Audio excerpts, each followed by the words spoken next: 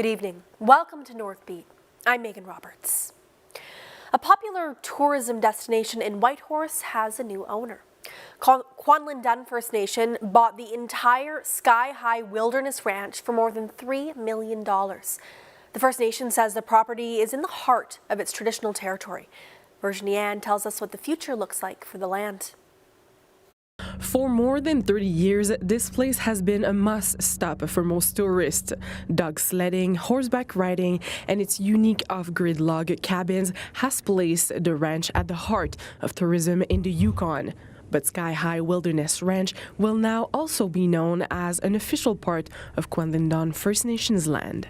This historic purchase will also strengthen our connection to our culture, traditions, and ancestors. Kwanlin Dun First Nation has created opportunities for citizens to experience time on the land and to learn land-based activities that connect people, place, and culture.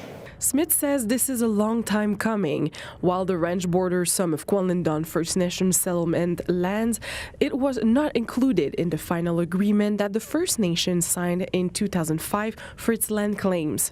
The purchase includes 60 tidal acres near Fish Lake, as well as the dogs, horses, and a trap line that stretches to the west. We plan to continue to operate the tourism business similar to it's been operated and slowly bring in more culturally relevant programming within those tours, which is something we understand is highly in demand. Thompson says the plan for this winter is to make very little changes, but the First Nation says it might look into changing the name in the future. Virginie Ann, CBC News, Whitehorse. The federal government is doling out nearly $3 million to improve food security across the north. The Ilisaq Civic Society in Clyde River, Nunavut is receiving $1 million. The money will help provide traditional country food year-round. The Kayaktukvik Community Food Center in Iqaluit is getting almost $500,000. That will go towards increasing its food processing and helping hunters retail their country food. The Fort Simpson Métis Corporation in the Northwest Territories got about $700,000 to buy equipment for a new bison processing facility. And the Yukon First Nation Education Directorate was awarded almost $1 million. It'll go toward food processing and a kitchen for wild game in Whitehorse. It's a way of improving food security at a local level. And we know that food security is different for each community, region, and territory. But it wasn't enough to just support local ideas with funding. Part of this program was to put community organizations in touch with people across the north who have knowledge that can only stand to benefit northern and indigenous-led solutions to strengthening food security and to work with them to refine their ideas. The money comes from Cannor's Northern Food Innovation Challenge. The federal government says each project was selected following consultation with experts in northern food systems and food security. A shortage of aviation fuel in Norman Wells is beginning to have an impact in the NWT's Sawtooth region. Robert Holden has the latest. Northright Air first raised the alarm earlier this month after they learned that aviation fuel in their community would be rationed. Imperial Oil supplies the community. The company began rationing aviation fuel on December 8th. A spokesperson said the company is looking into options now for bringing in fuel without having to wait for the winter road to open. Meanwhile, the shortage is beginning to have an impact on flights in the Sawtooth. Kyle Newhook is the operations manager for Northright Air. He's now breaking the news to clients and customers just as the holiday season heats up. The fact that we were given less than 24 hours notice to the shutoff made, things extremely difficult because we're based out of Norman Wells. This is where we get all of our morning fuel to service the communities. And so we're highly impacted. Northright Air says ration fuel currently covers only 40% of operations. Tracy St. Denis is the Assistant Deputy Minister for the GNWT Department of Infrastructure. The department is not responsible for fuel in Norman Wells, but St. Denis says they're helping where they can. we've seen ourselves playing a key role in facilitating some discussions between industry, aviation companies, and the SAW2 leadership, and providing that support. We're actively involved in those discussions. The problem dates back to this extraordinary summer when low water prevented barges from traveling the Mackenzie and wildfires disrupted shipments from Hay River. Now, people in the SAW2 are watching and waiting to see just how long the shortage persists. Robert Holden, CBC News, Yellowknife. Global Affairs Canada is apologizing to Inuit for a post on X, formerly known as Twitter. The post featured an image depicting an Inuk woman, but the image wasn't of a real person. It was generated by artificial intelligence. Inuk lawyer and filmmaker Ayu Peter says using AI for this wasn't necessary. It was short-sighted. It was wrong because there's so many Inuit that live in southern Canada. Even our Governor General is an Inuk. I don't agree with artificially generating images of people that are still alive in Canada. The image has since been deleted.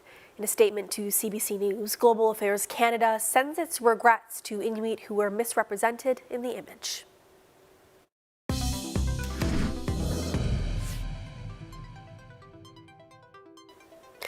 Hundreds of people are being admitted to hospitals every week with COVID-19. Still, new federal data shows fewer people are getting the vaccine. As Lauren Pelly tells us, that has some in the medical field concerned. The holidays are top of mind for many Canadians right now, not another COVID vaccine. I am not aware about that. I don't know if I want to take it. It is not mandatory. I wouldn't. New national data shows uptake has dropped off. Few people in younger age groups have gotten the newest shots. And while coverage rises with age, only a third of adults in their 60s had the latest COVID vaccines, and less than half of those in their 70s or older. If it's been more than 6 months, and particularly for those high-risk folks, it is really important to get it. It gives you this extra protection. This vaccine clinic is trying to turn the tide, since hundreds of Canadians are still being admitted to hospital every week with COVID. That risk remains far higher among seniors. Several medical experts told us that higher risk groups should treat these updated vaccines as essential, not optional. That means older adults, people who are pregnant, and anyone with serious medical conditions. The virus keeps evolving. Canada's Chief Medical Officer of Health says the latest shots are a better match for the virus strains circulating right now and can boost immunity that may have faded. Even protection against severe outcomes wanes over time. Others worry those messages aren't reaching the public, leading many Canadians to assume they don't need another round. We shouldn't think of them as boosters anymore. We should think of them as being like flu shots, where we have to update them whenever there's a new variant of concern. 77-year-old Alex Traperney got the updated shot on Monday morning. Got to look after us. And we've had every one. And with more holiday gatherings around the corner, doctors say it's not too late for millions of other Canadians to follow suit. Lauren Pelly, CBC News, Toronto. Researchers in PEI are looking for new ways to replace fossil fuels with hydrogen. Hydrogen can generate power without producing greenhouse gases. Now, researchers on the island are turning to a major industry in the province for inspiration: potatoes. Nancy Russell explains. The search for hydrogen is on here in this lab at UPEI. Researchers in the Faculty of Sustainable Design Engineering are looking at ways to reduce greenhouse gas emissions and combat climate change. They are producing hydrogen as a replacement for fossil fuels. Moving to PEI inspired a new idea. Ever since I moved to PEI, and now I start realize the potato industry is a very big part of the province. And when you are processing the potato, you're going to generate a lot of the waste. Yulin Hu has done a similar project with other agricultural waste and has now done a simulation using waste from potatoes. Simulation results can tell us that actually the potato waste is really a promising like feedstock that we could use and then convert it into the hydrogen. WHO has now received funding from the federal and provincial governments to build a machine that will actually test the potato waste as a source of hydrogen. And it's not just potatoes. Another project is looking at sawdust as a way to absorb carbon dioxide. And another is using waste from an invasive species called tunicate to also create hydrogen. So in general, we are trying to convert all different kind of the organic waste, and especially with a focus on PEI. Here in this lab, research assistant Nassim Mia is also looking at a new way to produce hydrogen using UV light to split water molecules to produce hydrogen and oxygen. But a lot of experiment we need to conduct before getting the actual quantifications of the hydrogen. So yeah, a lot of experiment and a lot of patient records here. The research with potatoes has been creating a buzz. Several potato publications across North America have mentioned the work. So many eyes will be on WHO and this lab next year as she starts to put the potato waste to the test. Nancy Russell, CBC News, Charlottetown. Some Muslims in Canada have been unable to invest their money because of religious beliefs. That's starting to change as markets become more halal friendly. Senior business reporter Anis Haydari explains. Investing is as easy as heading to a bank for many Canadians, but not everyone. I think a lot of Muslim community is shy of investing, period. If they're practicing, they're like, hey, we're not going to invest at all to begin with. And that is holding them back. Many Muslims face restrictions on investing because the religion can ban profits from some industries. Investing in alcohol can be a problem, or in companies that charge interest on debt. Because they didn't have any halal options available, I kept it all checking. So basically, I was losing money over inflation because it was not invested for many years. It's something Muslim financial advisors are trying to change. It's tough for us to keep up because there's a huge demand for what we do and the services that we provide. Now some advisors are specializing in picking halal stocks, allowed for Muslims. To be brutally honest with you, a lot of Muslims do not have a handle on what they can and cannot do, right? Because that's not what they do for a living, right? So majority of the Muslims do walk into an average bank, they put their money into investments only to find out they're completely 100% not allowed or not halal. Take Loblaw stock. The store might sell halal meat, but the company is not a halal investment. PC Financial makes money from interest. But Visa and MasterCard, they are allowed. They just process payments. Those companies don't charge interest. Energy or gold companies are often okay too. Experts say making halal portfolios accessible helps newcomers as well. As we create these vehicles for Muslims, it not only helps Muslims integrate into the broader society, benefit financially, but it also opens those facilities for new arrivals in these communities that are so very important as gateways into broader Canadian society. Nearly 5% of Canada's population identifies as Muslim, around 1.8 million people who may have new options to invest these days. Anis Haydari, CBC News, Calgary.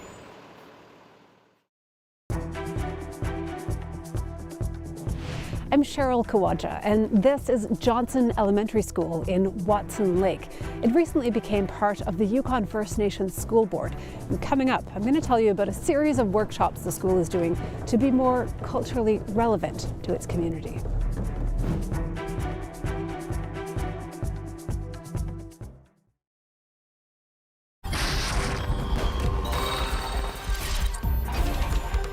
How can any of this be fair? Now you might think, hey, we just need more doctors, but that's not really it. A ration scheme here shows you where it starts, where it ends. Were you really willing to risk that job? Yes. At Thunder Bay's favorite festival, Wake the Giant. Ta-da! There it is.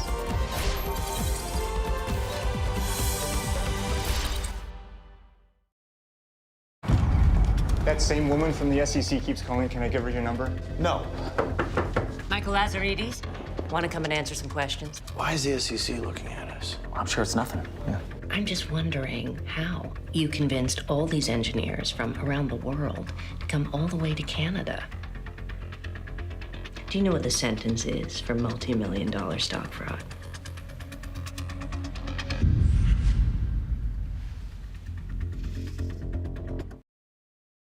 Doesn't matter how full of people your house is as long as it's full of love. Now today is not about the future. It's not about the past. It's about this moment.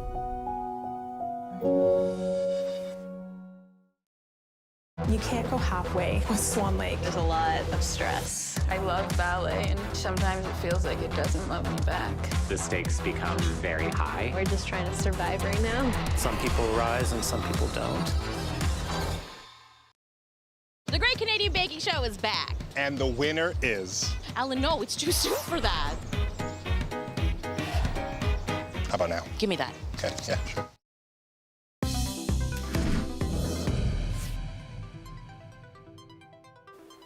Drums are healing, and two artists recently in Watson Lake hope the beat will resonate with students from Johnson Elementary School. The students had the chance to make their own drums. Cheryl Kawaja tells us about the workshop and what it meant to the kids. It was amazing. It was every day something different. At Johnson Elementary in Watson Lake, these students are thrilled with their new drums. It made me feel proud because this was the first time I've ever made a drum. I painted my hand to put it on there. And then Ross River artists Dennis Shorty and Jenny Frawling recently traveled to Watson Lake. Over 3 days, they scraped hides, sewed, and built drums with the students. Oh, that was just amazing. It was the greatest experience ever. I think that was one of our best workshops that we ever taught. About 80% of the students here are Casca. The school recently joined the Yukon First Nations School Board, and this workshop is part of the work to make the school more culturally affirming. And it's really exciting. Yeah. I play hand games and I never had my own drums. I like making the hammer. You sew this and then you leave a little bit in there. So we really wanted the kids to have the drum functioning and working for them and have a healing song for themselves and for the parents. We taught them my grandmother's song, Siate Tod Ine, that means honoring the people that come from the ocean. Siate Tod Ine, Yate Tod Ine, Hule Ho, Hule Ho. Yate Todina, Hela He. Yate Todina, Hela He. Hela He. Hey. What we also represent is two different cultures coming together and making a beautiful life together and having respect for each other and be loving and kind, because in our workshop, you will never hear us calling each other the name. We always hear like, hey, honey, could you pass me the scissors? Sweetie. Hey, sweetie, could you? And I think when the kids see that and the children see that and they feel safe after the first morning together with them. Sometimes, like at this workshop, there's a young person who maybe doesn't join right away, is reluctant. Slowly and gently, Dennis and Jenny try hard to bring everyone in. It's that moment, that spark, that fills them with joy. That moment that he came around and proud, happy, that smiling face. It means a lot to both of us to see something like that. What feelings are you left with watching that process of creation and then seeing the drums go off to the different homes? Man, it feels so good. All the teachings that go along with it, I hope they remember it. But as kids, they do, they just sponge it up.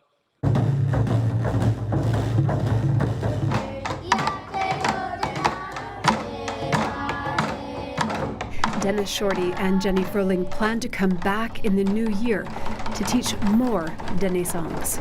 Cheryl Kawaja, CBC News, Watson Lake. A well-known wrestler from Cambridge Bay, Nunavut will not be going to the Olympics. Iqaluit Ablak was defeated at the Canadian Olympic team trials in Edmonton yesterday. He lost to Gabriel Durocher of the Pan American Institute of Sport. It was a strong performance from Ablak, but not enough to make the team.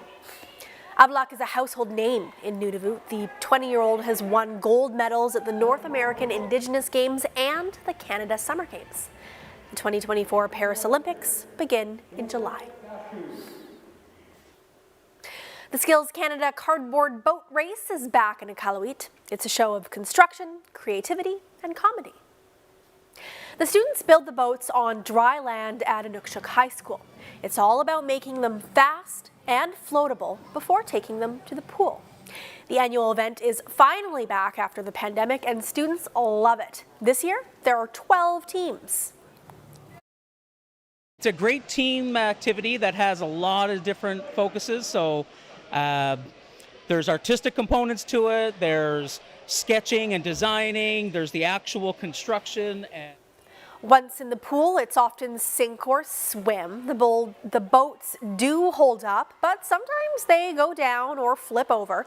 It's all good fun, and it helps develop skills and ideas. I think it's a way for students to get an engineering idea, or practice engineering if you want to take that as a profession when you're older. The winners of this year's cardboard boat race, this year's cardboard boat race will be announced tomorrow. Students from Tuktoyaktuk were in Victoria, BC last week. The group was presenting an app showcasing the people and culture of their community. It's all part of a program that connects Indigenous cultures. CBC's Des Loreen has more. Students at the University of Victoria wanted to know more about Tuktoyaktuk, so they went right to the source. They spoke with youth from the community about their language and culture. Now they want to share that information in an app. We ended up making this wonderful friendship with the students and FaceTime them 2 times a week. And we shared about our lives, they shared about theirs. And through this connection, we were able to create content for the application for Tuktoyaktuk.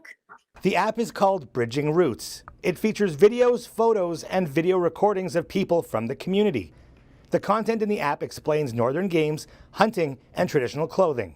It's important to me because keeping Arctic sports in my life is very important because it was passed down from my ancestors, and this app is very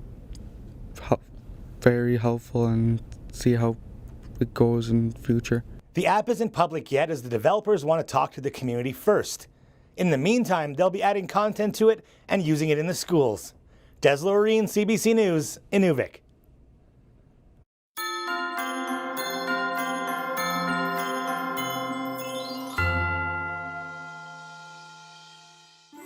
Merry Christmas to everybody out there.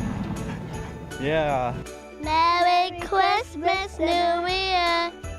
All right, I'd like to say Merry Christmas to Burnett Horsey, Deanna Horsey, Eldon Horsey, Darren Horsey, and my grandkids, Sophie, Seth, Sage, and all the rest of them, plus all my family and friends down south.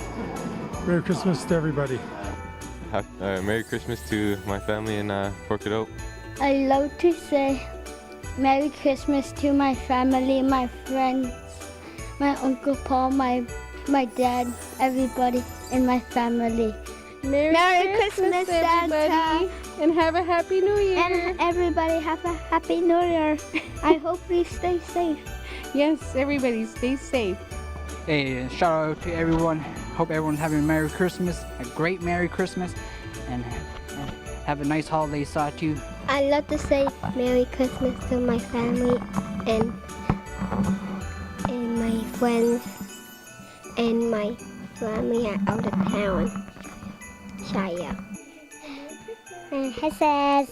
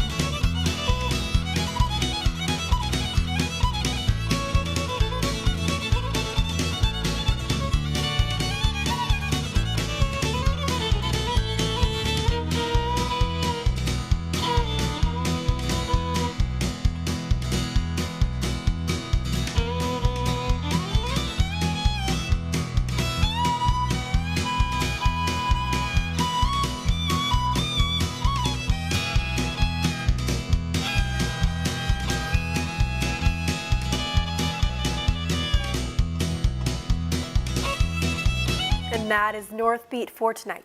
For news anytime, go to cbc.ca/north. Thank you for watching. I'm Megan Roberts. Have a good night.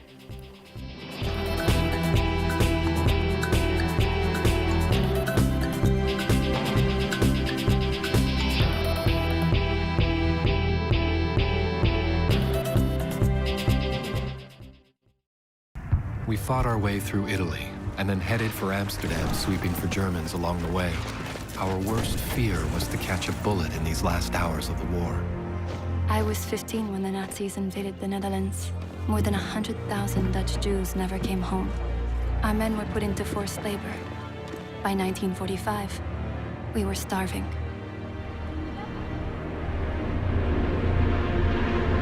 The food drops gave us hope. And then the Canadians came. Before Amsterdam, I couldn't have explained why we were there, all those years away from home, but the Dutch showed us why it mattered. Papa wanted me to bring some soldiers home to thank them personally. And that's when I first saw Wilf. And I invited him over that afternoon. Marguerite Blaise married Lieutenant Wilf Gildersleeve. They moved to Vancouver, where they raised 8 children. Today, the Dutch still remember the Canadians who liberated them.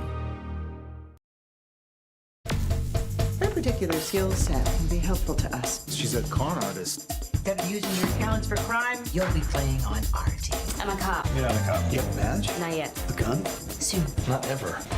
I need to get off that boat and back to being a full-time detective, and you need to stay out of prison. The best way we do that is to keep our heads down and do as we're told. 90,000. 90,000. The department will cover it, right? No, they won't.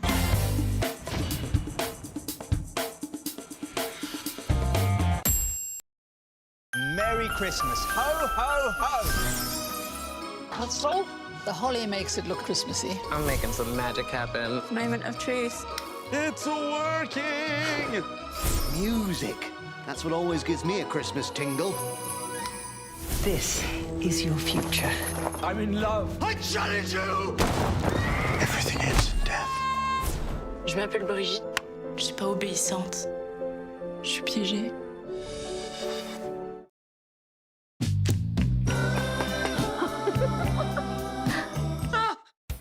I was a grade 9. Mr. Critch, you need glasses. Glasses? No. I just think the chalk is just a little soft. One of these days, we're gonna have to grow up. But today is not that day. I don't want us to get older either. Son of a Critch. Watch free on CBC Gem. We carry a world of information in our pockets because we want to know. Breaking news that shapes your world. All right. Reporting from the scene onto your screens. It goes on like this, and on and on and on and on. It's news you can trust, delivered when you want, where you want. On Canada's News app. Download the free CBC News app. The Great Canadian Baking Show is back. It's time to get whisked away into a magical 10. Whisked away. I see what you did there. It has begun. Alan, please don't start with a Donut. pun competition. I got my eyes on the pies. We got a snake on the plane. What? Prepare for emergency landing. Hang on, guys. Alex likely safe. Maybe you just haven't been taking the right risks. You might find your life dancing with danger.